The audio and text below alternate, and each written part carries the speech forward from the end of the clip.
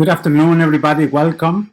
It is my pleasure to introduce Aaron Mazzeo for this intriguing and yet fascinating topic of paper robots.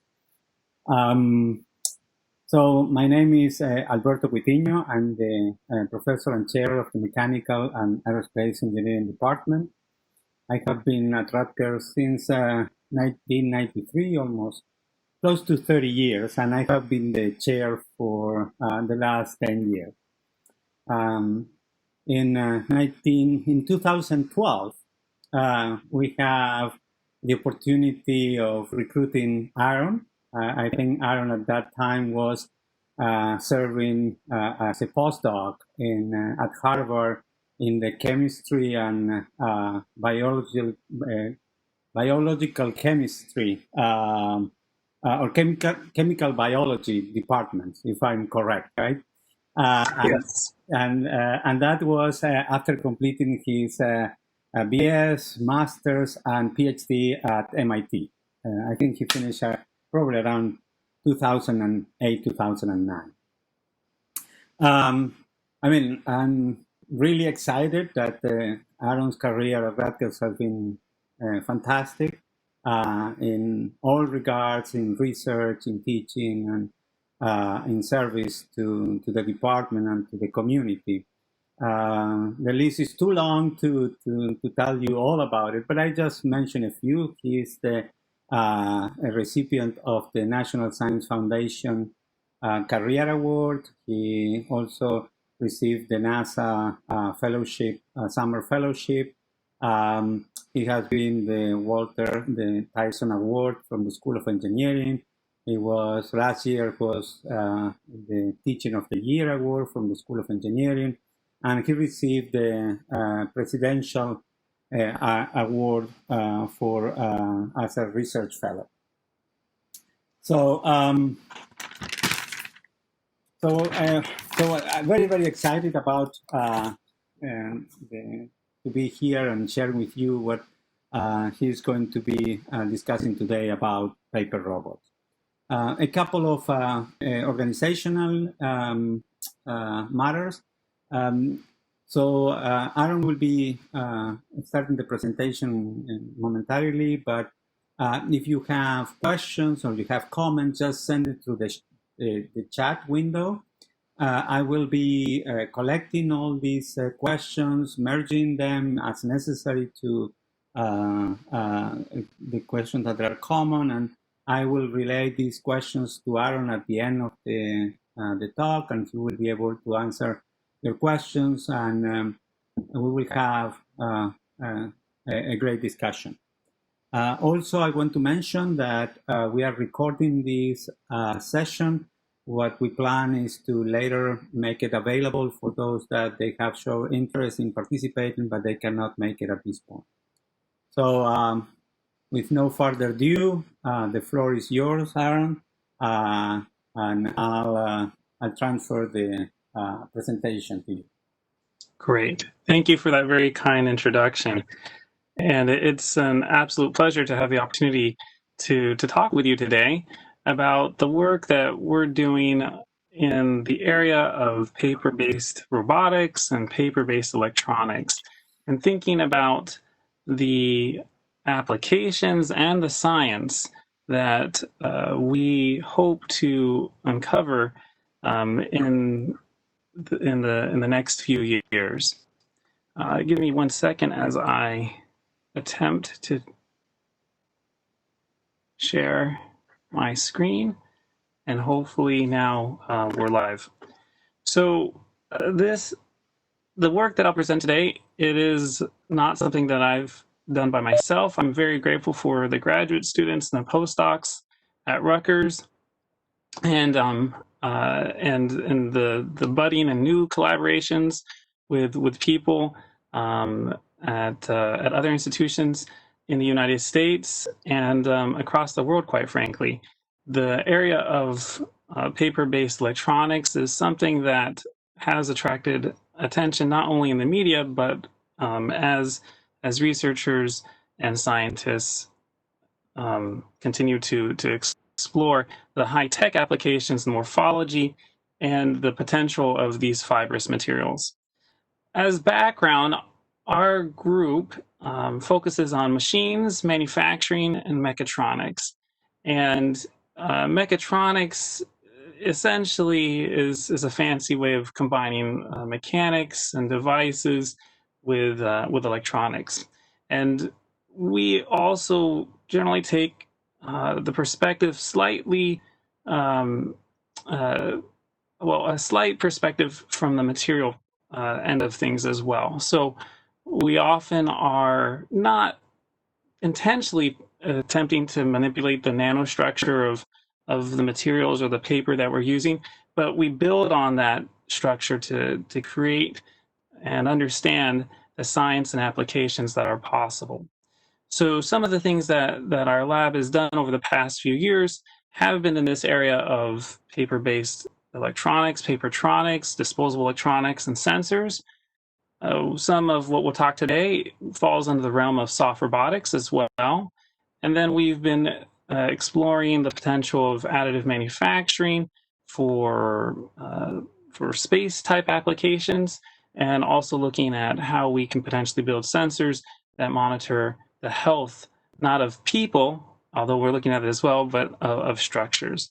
So when I came to Rutgers, I kind of took the opportunity to go in many different directions, and then I've tried to narrow my interest a little bit. There's only so much you can do, but it's always tempting to widen and explore, especially when you have great people to work with and look at research problems. So to give a little background, yes, this is about paper robots, and yes, we'll talk about robotics, don't worry. But my introduction to this area comes from looking at what we'll call paper-based electronics or papertronics. What are papertronics, or what would a papertronic device be? Well, we suggest that it will start with some type of paper-like material, and something that might be fibrous, and something that is hopefully more than a substrate. So we're still at the phase where most of the applications that you'll see are what we would call electronics on paper. But we are excited about making the material something that adds functionality. So using the volume, not just using the surface as the material. And then I like to think in terms of flow and patterning it. So how do we manipulate the morphology? How do we manipulate the material such that we're able to control how fluids flow through it? Maybe how heat, light, charges, fields, forces, stresses. And I don't work in all these areas, but when I think broadly about what paper as a material might be able to do, I think of these flows that we might be patterning. And then what I believe is interesting and exciting is how we can leverage these opportunities to manipulate and pattern flow, and think a little bit beyond what we've done for many years with printing on paper, and thinking about the functionality that we can embed in the paper. It's a very challenging problem, and I don't have all the answers, but I'm grateful that we get to explore these. This is an example of how a team has gone about tuning the properties of paper by printing techniques.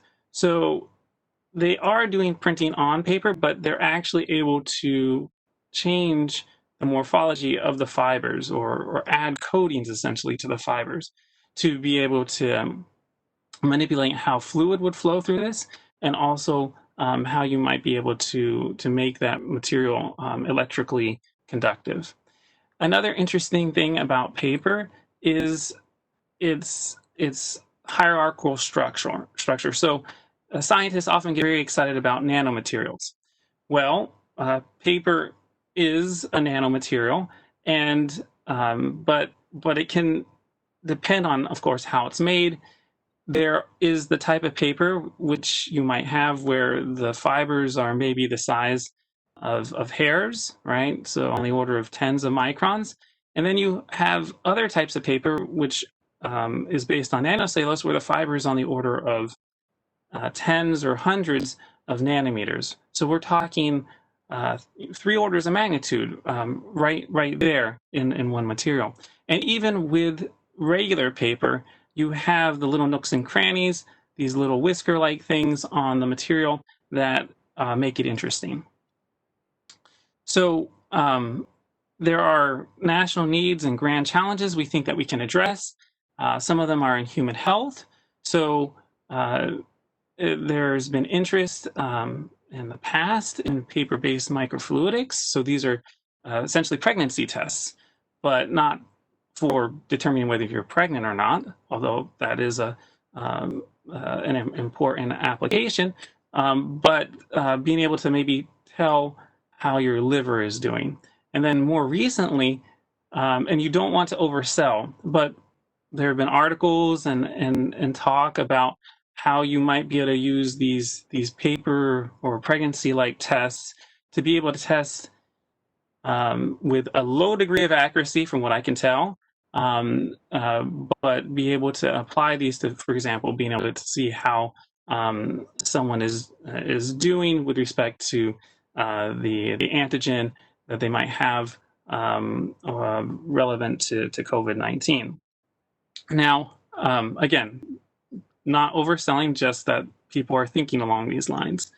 And then, so biosensing essentially is this whole area of attempting to make devices that can tell how we're doing. So measuring sweat, measuring urine, measuring blood, different biofluids, saliva, and being able, or things like heart rate, bioelectrical signals as well, right? To look at how a human being is performing.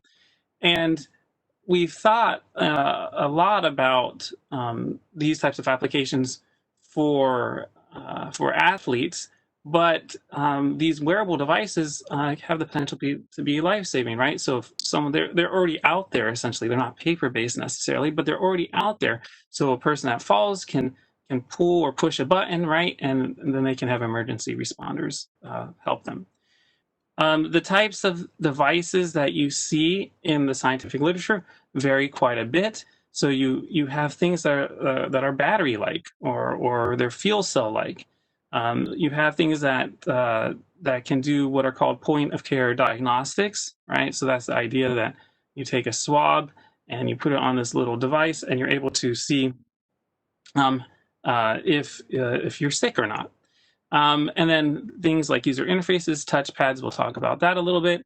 And also the transistors, all right? So the paper-based transistor came out in the early 2000s. I don't expect to be using them anytime soon for electronic applications, but they do have some interesting implications in terms of being able to amplify signal and potentially facilitate better sensing. And then you have transparent paper. Okay, so when you have those nanocellulose fibers and you put them all together, you're able to actually see through the material. And depending on what type of person you are, you might be down looking at the physics or the material or mechanical properties of the material. But then you can move up and think, okay, how am I going to process this material? How do I integrate it in something? And then to be as bold and think, okay, I can use these paper-based materials and these assemblies to facilitate a host of applications. So if you're interested in learning more about this, you can look at this final report from a Papertronics workshop that actually we hosted in collaboration with the University of Cincinnati in DC, and this is it's actually hosted on the Rutgers website. So let me describe some of the ideas and future of what Papertronics might hold. Okay, so a lot of you probably are more interested in robots, or not.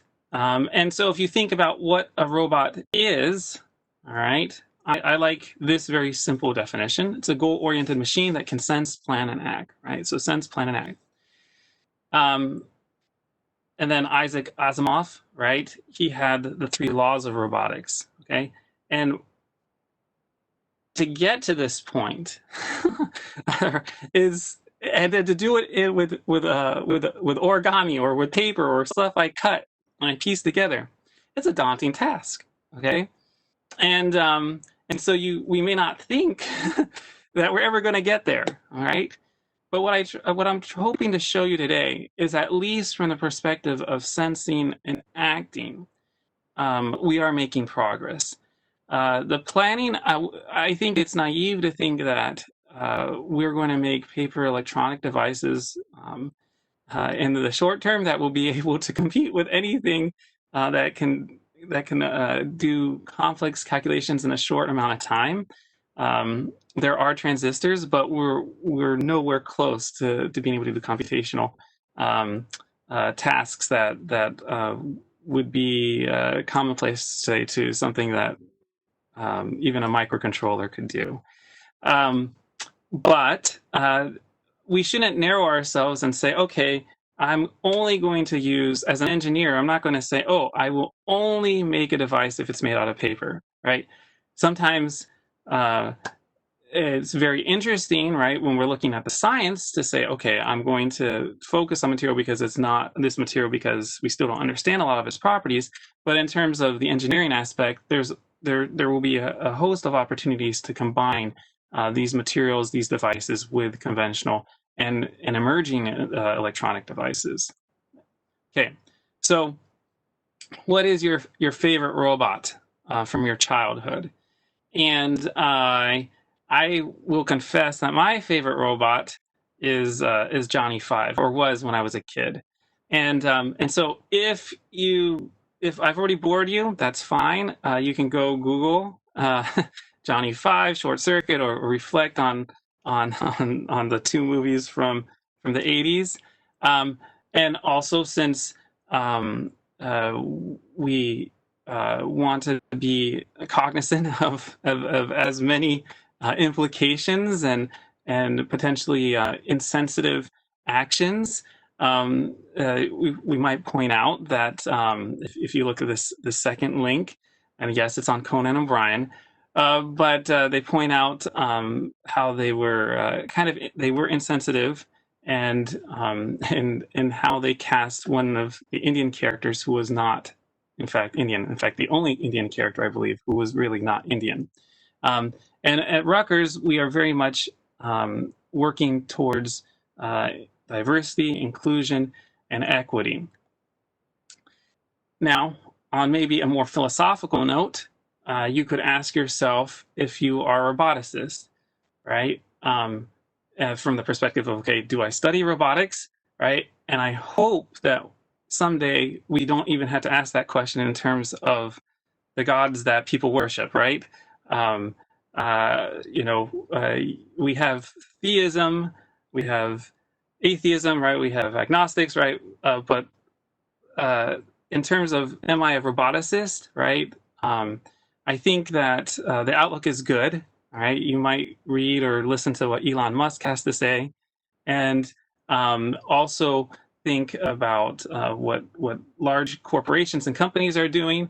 I am confident, I am optimistic, I should say, that that the robots that we are building have the potential to improve our quality of life more so than they already have, in terms of the manufacturing and then hopefully in the home. And what could be safer than a robot that you can throw across the wall, right? So some of the throw across and hit the wall, right, and crumple up. So some of the state of the art paper-like actuators, right? So remember, a robot is something that can sense, plan, and act, okay, by its very definition. And it's very hard to do all 3, okay? And so I will confess that what you'll see today, as I said previously, is more along the lines of acting and sensing, okay? And so these are actuators, right? Fancy way to say motors. And there have been some very nice demonstrations in the literature, robots that crawl, robots that can change their shape, things that are compliant, that combine with rubbery materials, elastomers, as you see down here. And then you even have things that are qualified, and this is not using paper, right? But it's using paper-like plastic materials, and to see something that can change its volume and kind of look like something you would see in mechanics of materials, right? Except this is actually it's considered to be a metamaterial, the way that it can change its volume. Okay. So I'm going to talk a little bit about some work that has been submitted in two cases, actually, and it is in revision. So one is by Shiwei So. I call him Cyril, and he's a PhD student in our lab. So we started thinking about paper-based robots that use stackable pieces. All right. When we say stackable, I'm kind of taking from something that my postdoc advisor advocated, which was to think about one unit and how you can repeat that, how you can manufacture it many times to get a behavior that the scientists might call emergent. All right. So to be able to do a complex thing with a very simple base unit. So in this case, what we think the significance would be is that these are actuators that have the capability of handling some degree of load. They can respond relatively fast compared to, well, maybe a snail, maybe a turtle. They look comparable, not quite as fast as what you can get with muscle. Sorry. But I'll show the comparison in terms of the power to mass or power to weight ratio. Okay, and we use accordion-like structures, and you can build manipulators, something that look like what you see here in the bottom right. Okay, and we are taking something from Origami, and there are these patterns that are called Yoshimura patterns that you see here. And they have this angle that's defined. You probably can't see that here, but and essentially you can fold them and shape them, and then you can glue two sides to each other, right? So not necessarily pure origami, right? Because if you're doing origami, it's supposed to only be one sheet of paper and folding. This is one sheet of paper, folding plus gluing. Okay. And when we apply pressure to the inside, okay, these things can inflate. Right, that's what inflation is, right? But they can actually expand in interesting ways while rotating. And if you're interested in playing around with origami, not folding like you might, which is hard and interesting and fascinating, right? But there are now there's the origami simulator online that came out of a student project at MIT. That's it's very nice and lets you make 2D drawings and then upload them, or download their source code and then run them on your computer. We don't have any examples of that here, but just as an aside. So these are some kind of initial tests that we did, and we're lifting modest amounts of mass here, as you see. And one thing to consider, right, is that this is an inflatable device. So we realize that the force is going to be proportional to the area and the pressure that we apply. So these types of measurements that we do, we can put different masses on, and we then apply pressure, and we look at the pressure required to make this device fully extended. And you can see that for different masses that you apply to it, you increase the pressure in order to be able to get it to lift. And then if you calculate this power to mass ratio, or power to weight ratio, but this is obviously a mass, we get something like 86. It's pretty good. It's not the best in terms of smart materials, but it's not that bad. And if anyone ever asks you, okay, what is the power to weight ratio of human muscle, or power to mass ratio? And it's about 18 or so watts per per kilogram. So these light devices, although the pump is somewhere else, right? They do have the potential to compare favorably to what we have with human muscle.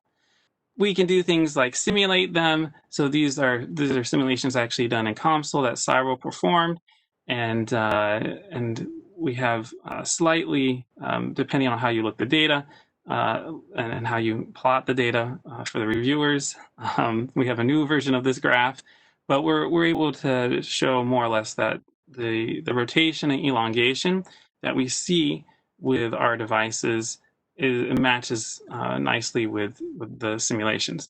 The exact quantities are still a little bit tricky to calculate.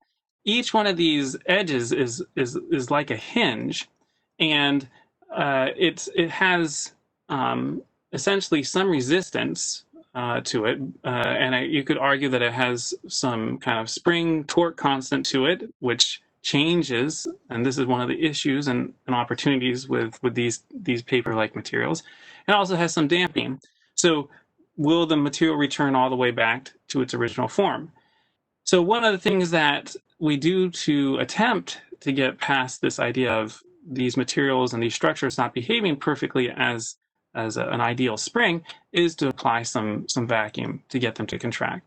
And this is not the fastest walker you will ever see, but it is pretty clever. So we're leveraging the fact that these actuators,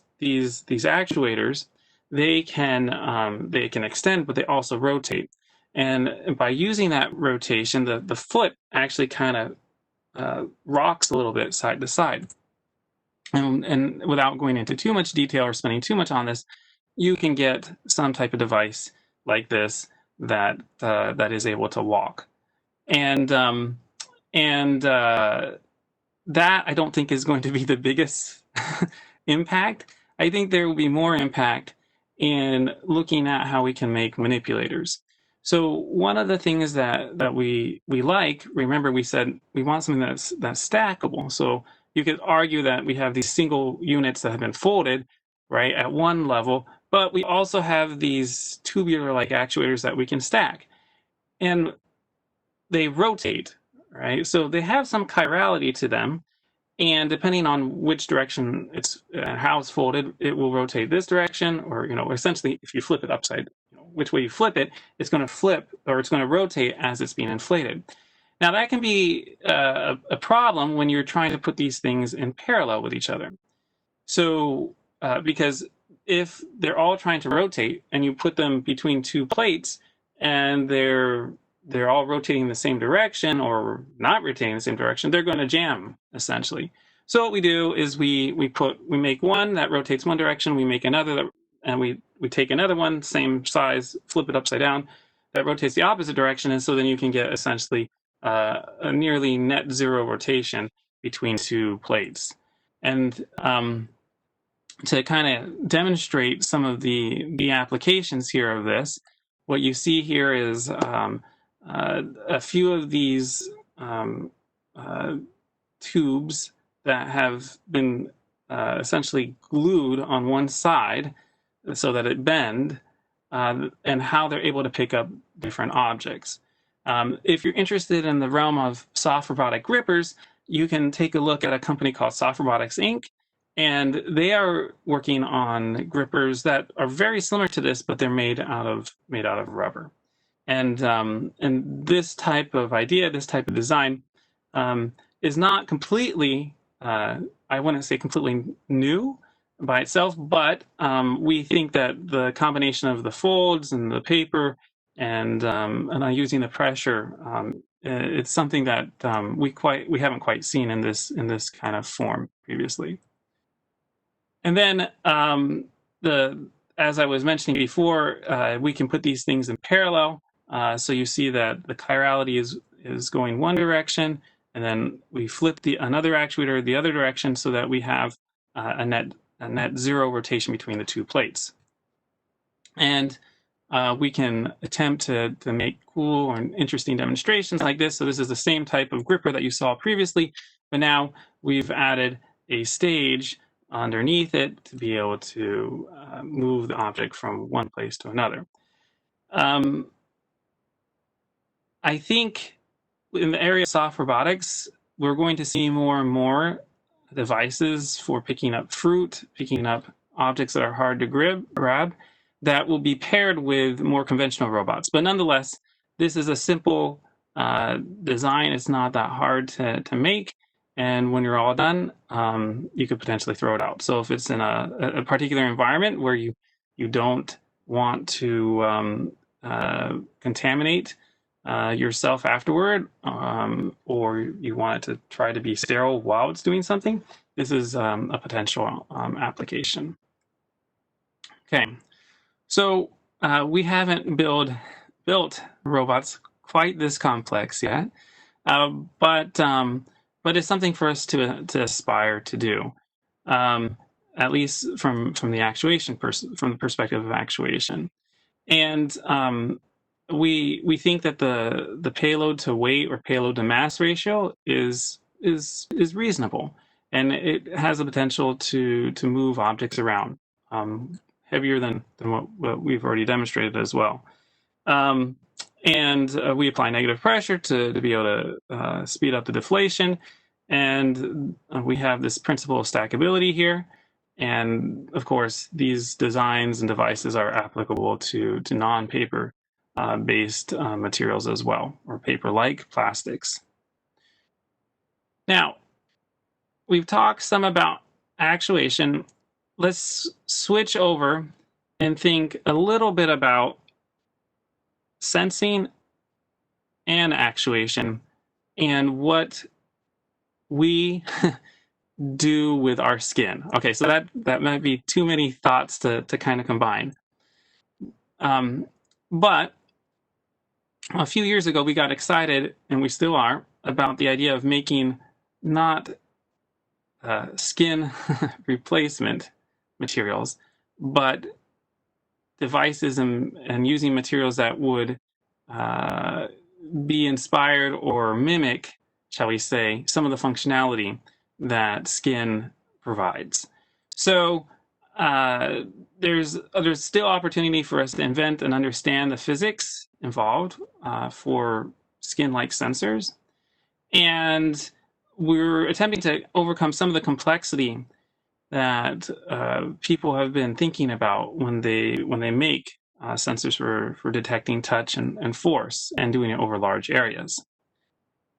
So our approach is a layered one. Again, this principle of stackability, where you have different sheets that are capable of detecting touch using capacitive sensors, a different layer that would be piezoresistive, so it would change its electrical conductivity as you squish it, and also be able to provide a degree of protection. And that's in this little label right here. And so what in the world are we talking about when we say protection? We are talking about generating plasma. And so I'll go into this in just a minute. If you think about skin-like sensing, these are some of the items that might be on your wish list. You would want something that's sensitive to touch. You want something that can do kind of a mapping of where touch or force is being applied. You want it to be flexible, and you want it to be something that could be scalable. And you don't want it to be very heavy, and you want it to also be able to provide protection. So our skin is the largest organ on our body, and in addition to doing pretty much all these other things, it keeps microbes out. So let me just focus on scalability and protection for a few minutes.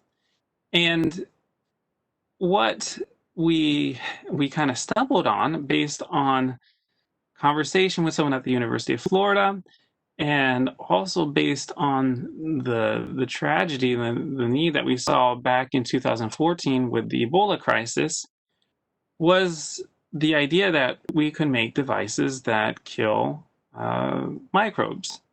And we've been focusing mostly on bacteria, and now we're trying to also focus some on virus for obvious reasons. But again, let's not oversell. Hand washing is great, okay, and hand sanitizer is pretty much the next best thing, okay, in a pinch, right? But for certain applications, we can envision potentially using plasma and cold plasma at that for being able to kill microbes.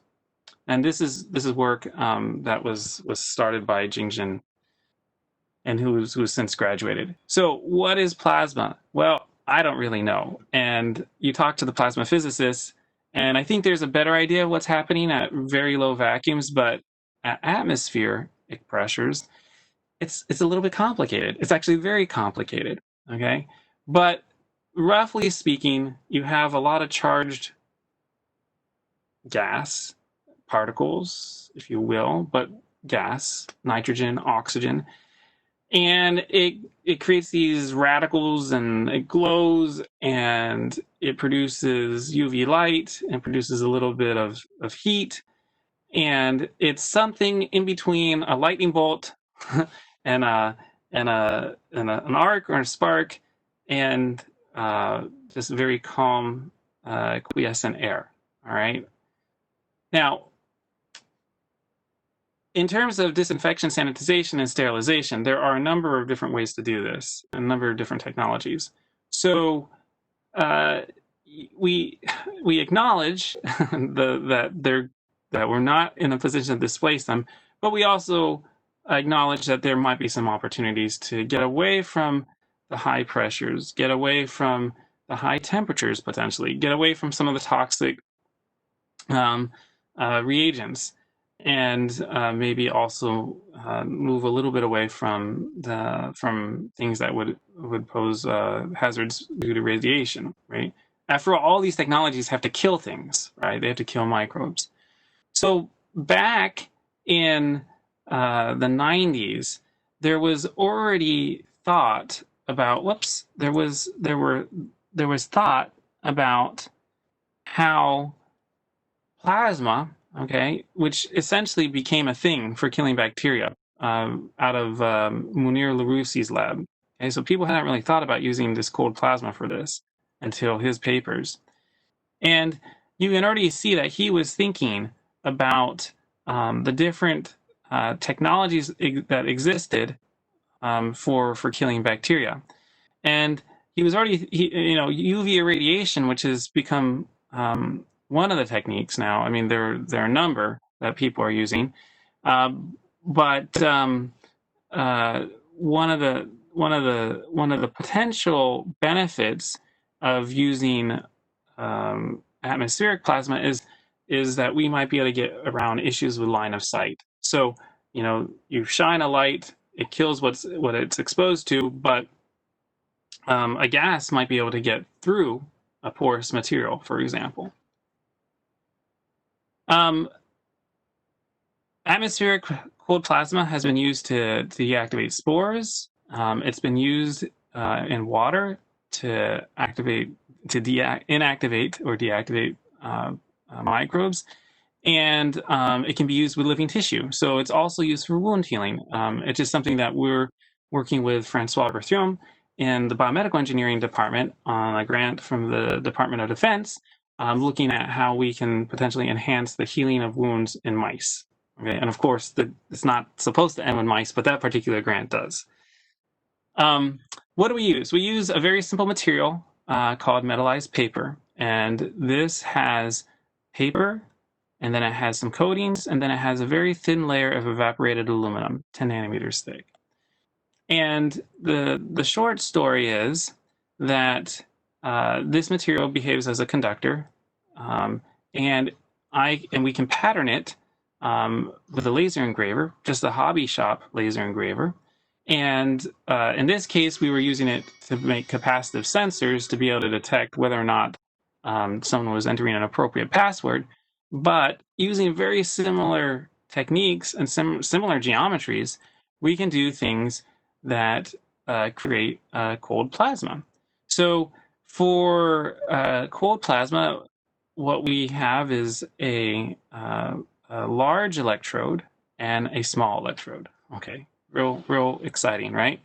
And so what you're seeing here is the small electrode on the surface. And on the backside is the large electrode. Okay? And the plasma gets created where the electric field is the highest. And this happens at the sharp edges. Okay, so these are hexagons. It's probably hard to see here, but this illustration shows it. So around these sharp edges is where you see the plasma being generated. And you can pattern it, and you can, in this case, what we did is there are no hexagons here, but it's just showing that the plasma generates along the outer edge. Okay, and then if you kind of pull apart the pieces of paper, so you have this bottom piece and this top piece, you can see the plasma being generated between the sheets. These devices are interesting because, well, they're interesting for multiple reasons, but they do generate noise, as you see here. Or I don't know if you can hear it. Maybe you can, maybe you can't. But the cells that are activated are dependent on the frequency and the potential that you apply. So as the devices get larger, you typically reduce the frequency that you apply to the system to still be able to get them to glow. We can do things like characterize the amount of ozone that we produce. So if you run these things longer, you produce more ozone. We can do things like characterize the amount of radiation, UV light that's produced. Now, UVC is typically what people suggest is most relevant to killing bacteria. But we don't see, at least in this experiment, we didn't see a high amount of UVC. We still don't exactly know all the mechanisms for how these plasma generators work, but it is a combination of the ozone and the reactive species, both nitrogen-based and oxygen-based, and maybe heat and maybe light. Okay, but primarily we think it's the reactive species. But it's pretty interesting because you can create a concentration of hydrogen peroxide in water using these plasma generators. But this hydrogen peroxide, that it's a pretty low concentration, and it seems something, it's the cocktail, from what I understand, of all these reactive species which essentially work together to kill microbes. So you can do things where you have, whoops, whoa, that was cool. I should figure out how to do that more often. I don't know, that was cool. All right, so you can do things where you start with a certain number of colonies, and then after a certain amount of time, you look at how many colonies of bacteria you have left. So this is just with yeast. And we can do things where we kind of simulate a sneeze, okay? And a sneeze is not, I had no idea how terrifying sneezes would become, all right? This is back a few years ago now, all right? But we do things where we essentially aerosolize some droplets, and we put them on the device instead of on a surface. So we can do both. We can use these devices to deactivate bacteria on a neighboring surface or on the device itself. And you can see how the number of colonies of, or maybe you can see in this, how the number of colonies decreases over time. And then you count these colonies. And so with a modest amount of time and electrical power, you're able to kill bacteria. Now, there are things that we're still trying to understand. Dose is one of them. Incubation time. So how long do you let these things sit before you do the characterization? And essentially to what degree you can kill things. So killing 99.9%, okay, that's called 3 log. But for sterilization, right, before you put a catheter in for treatment with this, it needs to be able to kill 6 logs, so 99.99999%. And so you need to have a high enough number of colonies to see if you can kill them, and then you need to have high enough, of course, like effectiveness to be able to demonstrate that you kill them as well. So one of the things, though, that we did as a demonstration was to try to make some type of device that was similar to what you might consider to be personal protection equipment, PPE, all right, in the form of a garment. So this gold-like area is just capped on tape, and this is where the sanitizer is. And then we sprayed some E. coli on it, and we looked at the number of, it was kind of a rough qualitative perspective, to be honest, but you see that this is the side. It's almost like a Tide, well, I shouldn't say Tide, but it's almost like a dishwasher commercial, right? One side is clean and the other side is not, okay? But we, of course, did more significant characterization in the previous efforts, but this is kind of the icing on the cake. And then we can do things where we pattern or we make these devices a little bit larger. In this case, this is something that we hope would have potential. So it's serving as a touch sensor, as you see here, all right? So it's detecting touch, but then you don't want to be touching it when you turn on the lights or turn on the plasma bit, but I don't know if you can see it in this screen share, but it does glow. All right. So here are some takeaways for paper-based sanitizers. We think that there are a variety of applications. Right now, we're very grateful to get to start a project with North Carolina State University that's looking at how we can sanitize tomatoes and spinach. Who knew, right? And in addition to the work that we're doing looking at wounds now, which is also in its very early stages, we're also looking at how we can increase the effectiveness of the sanitizers themselves. And in terms of the things that we could potentially look at, leveraging the three-dimensionality of foldable sheets of materials, and also looking at fabric. So we have a collaborative project with Professor Rajiv Malhotra, also in mechanical and aerospace engineering, using some of his interesting materials as substrates for generating the plasma. And then we had an undergraduate this past summer through the RISE program who was looking at how we bought a Roomba. You can buy one of these Roomba robots, and how we might be able to do some type of large-scale cleaning by putting these devices on the bottom of it. Again, way out there. Let's not get ahead of ourselves, but we're excited about some of the potential applications. One thing I like about combining these with robots is that the people wouldn't be present when you're doing this degree of sanitization or sterilization. And even with some of the UV sanitizers that people are using in hospital rooms now, they close the door and they leave for a certain period of time. And so being able to do this type of plasma cleaning where people aren't around could allow you to use higher concentrations of the reactive species. I am pretty much out of time, and this is fascinating. But let me just go to the very end of the presentation and acknowledge the people. I'm happy to talk about some of the other things that we've been doing. Whoops, it jammed. But again, this effort is something that takes a bunch of willing and kind and hardworking people. And so Jingjin, he graduated. He is an engineer at Amazon. And Cyril, he's finishing up his PhD, and Tongfen is also finishing up her PhD. Ramendra is a current postdoc working with us, and we've started looking at fruits and vegetables with NC State. And I didn't show any of the stuff that we're doing with Francois, but that's an exciting project being carried out with biomedical engineering. So thank you for your time, and I'm happy to answer questions and discuss things as much as we can and through this mechanism.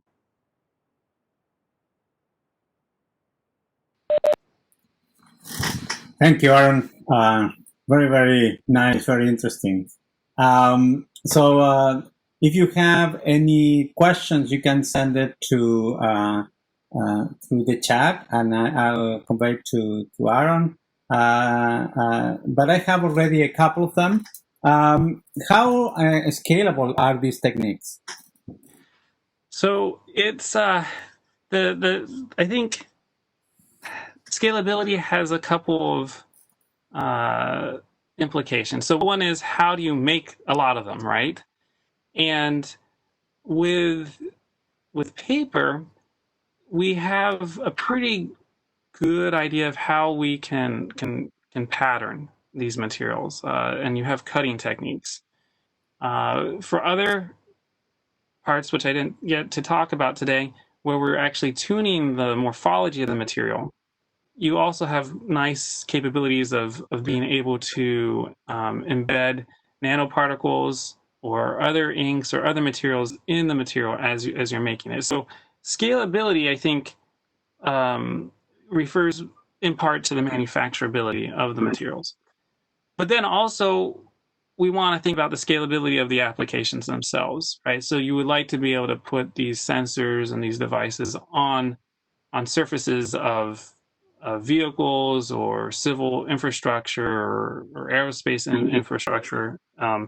And I think we have a long ways to go.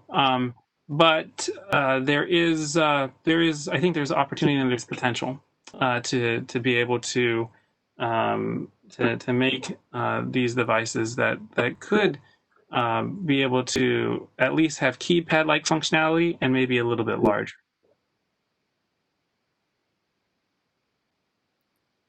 Thank you. So what are the near-term applications that you foresee for this type of paper robots? So for the robots, I think manipulators, grippers. I think that'll be where you see a lot of the actuation potentially happening initially. I think it would be nice to see some of these things be more than toys, and I think there is the opportunity. I think there is the opportunity to handle components, handle things that would, that maybe you only want to handle one time and then throw the gripper or the thing that's manipulating the objects away. So I think that there's some opportunity there. Some of the stuff what we've been doing with detecting damage, I think also would be kind of fun. So, for example, in this particular case, we make these sheets of material that can detect the damage inflicted by, say, penetration or dart. We can also make paper-based devices that detect force or touch. So I think in the sensing realm, there could be some opportunities for smart packaging.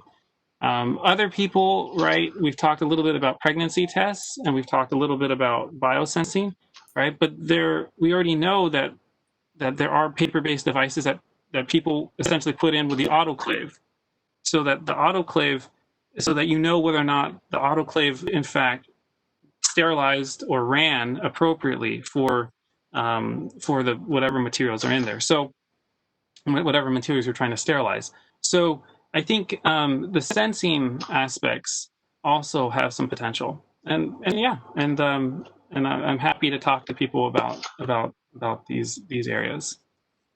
I have a few more questions from the participants. Do you think plasma-based cleaning devices could become commonplace in the near future? So I would love to say yes. And let's be optimistic. Yes. All right. Let's also be careful. So there is, if you Google online, you'll see you'll see people talking about ozone therapy. All right. And the people who are working on wound healing and working on how the reactive species of ozone can interact with a wound, interact with the skin, and actually enhance the healing, like we talked about. The reactive species, it turns out, that are found in plasma are also in some of the physiological pathways. But then you have, I was attending this webinar, and this person who's an established plasma medicine researcher, she said, we have to be really careful. There is a company essentially saying, hey, we're going to create an ozone generating device, right, which is one of the byproducts of plasma. And we're going to pipe it in and have people breathe it. that's a really bad idea. Okay, so one of the things we need to figure out is how the reactive species interact with microbes, with viruses, and then how they can be carefully and locally applied. But I think that they can be applied in larger areas, but you've got to make sure that there's not a risk of inhaling the ozone. Some other question. What do you do for recycling paper robots? So, maybe I should ask the lab students to throw them in the recycling bin when they're done. We haven't, they typically, since that work is not published yet, I don't think we've thrown out many of the devices, right, until it's done. But yes, it's ongoing question, and reviewers will ask it for manuscripts and other areas. So we want the devices to be renewable. We want them to be inexpensive. We want them to be flexible in their application, also mechanically, right? But as we add more nanoparticles, as we add more materials to them, they can become expensive. Like some of the biosensing work we're doing, where you need to pattern the antibodies, right, to be able to do the detection. The antibody is the expensive thing. The paper is not that expensive, right? So yes, there are going to need to be applications, and we're going to need to think a little bit more about how we can make use of these low cost materials and be able to recycle them, and not add too much so that you can't separate the materials from that you're putting into devices from each other. So do you have any project lined up with Amazon to do sensing? So if you know someone at Amazon, I have a PhD student that's there, right? That's the question, exactly. All right, so Jingjin has been working really hard there, and he can't exactly tell me what he's doing, but I have a pretty good idea of what he's doing. So Amazon has been pushing robots, even though he was working on paper plasma generators, and Alberto, you know Jingjin as well. He's pretty much good at everything. So he worked on my understanding, he's been working on some of their mobile robot delivery systems out in Seattle. So, and I think he's doing quite well. Have you burned any of the paper with all these circuits? Have we burned any of the paper? So we have not had any fires in our lab recently, from what I know, but it's an interesting idea. So if you want, for an interesting read, you can Google something called the Infofuse. So what they did is they took strips of paper and then they patterned different metals in dust form on the paper, and essentially they made what do you call them? Well, they lit them, and then it was a fuse, and as the flame progressed to the different metal patches, it gave off different light, like different visible wavelengths, and then they would pattern different messages based on the sequence of the ignition of these different materials. So no, we haven't been burning paper much, but it's an interesting area, and you might be able to use some form of combustion maybe to make some type of diagnostic measurement. All right, was this thing polluted? Is it wet? Does it burn? It doesn't not burn, right? Something like that. So I like the idea. I like where this person's going. So can you sense vibrations with these devices? Nice. Okay, so yes, potentially. All right. So one of the things that I showed, and maybe you couldn't hear it, maybe you could, right, is that when we apply these high frequencies, whoops, okay, this is not the figure I thought it was, but when you apply the high potential, high frequencies, it causes it to vibrate, right? So we actually filed a patent at Harvard. I think it didn't get pursued, but if you Google it, I think it's something like capacitive base or paper-based capacitive sensors, and we were thinking about accelerometers in that particular application. Because essentially it can behave like a microphone or a speaker, depending on which one you want to do. And electrostatic speakers do exist. I think they're pretty high end and expensive, but they do exist. Couple of more questions on do you have any interaction with high schools to work in this area? So yes, and yes and no. Yes, we could do more, right? We have done some things with the Governor's School of Engineering and Technology with Jean Patrick Antoine and Eileen Rosen. So those students have been on Rutgers campus, and we didn't participate this last summer, but they had a wonderfully successful virtual session. I'm happy to. I've visited high schools before to talk about research. We could think about projects together. I was just on the phone with a former postdoc at Rutgers who is working to do some high school projects in California with Origami, and they're hopeful that if they do it again, that they're going to move and try to do some stuff with soft robots. So yes, I think there's some interesting opportunities. These foldable, inflatable actuators. I mean, you could do a little competition if you wanted, where you say, okay, I want you to make something that you fold and you glue together, and just get some little syringes, right, and some tubing, and you see, okay, what kind of cup can I pick up? Or you change different size of objects that you try to pick up, or you take a cup and you put different weights in it, and see, who can pick up the heaviest one. I think there's a lot of fun that you could have with some of the projects, and be happy to talk. Just reach out, send me an email, and we can talk about it if you have further interest.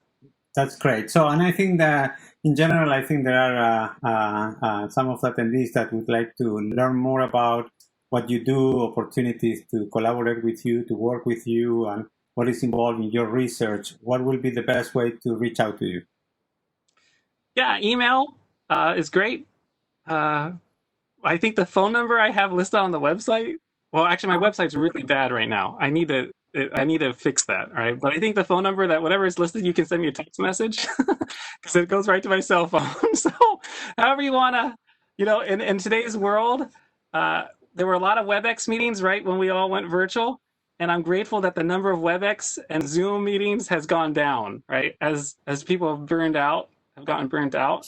Or I've gotten burnt out. I don't know. I mean, there's still a bunch of them, right? But I think that the number has gone down, at least for me personally, a little bit.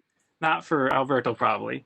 But sure, just send me an email, send me a text. I don't typically answer my phone unless I know who it is, so probably email or text first. Fantastic. And the title of the talk was Paper Robots. I think paper robot is a thing. So thank you. Well, yeah, we should thank Annie Nienaber. She was. I gave some boring title, and she's like, "No, Aaron, you got it. This is what you call it." I was like, "All right, fine, we're good." So we can thank Annie for the catchier title, and hopefully we delivered. Aaron, can you put your? I'll send to the participant your emails. Oh yes. If you can, it's just my first name dot last name. I don't know how to do that, but it's just Aaron.Mazzeo at Rutgers.edu.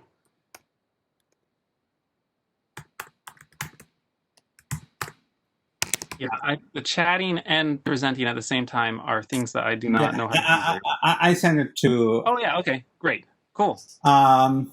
Again, everybody that has participated, thank you very much, and thank you, Aaron. As I said, we are recording the session, and when it's available, we will send the information with a link. Okay, thank you.